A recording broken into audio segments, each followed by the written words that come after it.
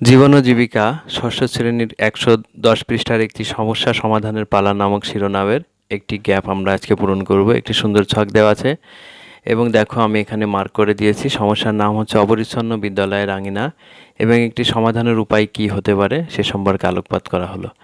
আমি প্রথমে সমস্যাটি সম্পর্কে ক্লাসের সবার সাথে আলোচনা করলাম ও বিষয়টি প্রধান শিক্ষককে অবহিত করলাম। তিনি আমাদেরকে পরিষ্কারের অনুমতি দিলেন। আমরা ক্লাসের সবাই মিলে কয়েকটি দলে ভাগ হয়ে গেলাম।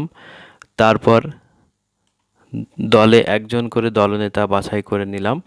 এ ব্যাপারে বিদ্যালয়ের ক্রীড়া শিক্ষক আমাদেরকে বিশেষভাবে সাহায্য করলেন।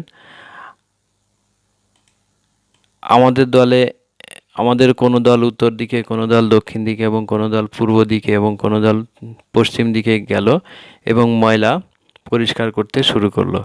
এভাবে ২০ মিনিট কাজ করার পর পুরো বিদ্যালয় ঝকঝকে পরিষ্কার হয়ে গেল। প্রধান শিক্ষক মহোদয় আমাদের সকলকে বিশেষভাবে ধন্যবাদ দিলেন। দেখো, এটা একটি গ্রুপ ওয়ার্ক এবং এই কাজটি আমরাও যথারীতি বিদ্যালয়ে যখন পড়তাম তখন করতাম এবং এই কাজটি করতে আমরা অনেক আনন্দ উপভোগ করতাম।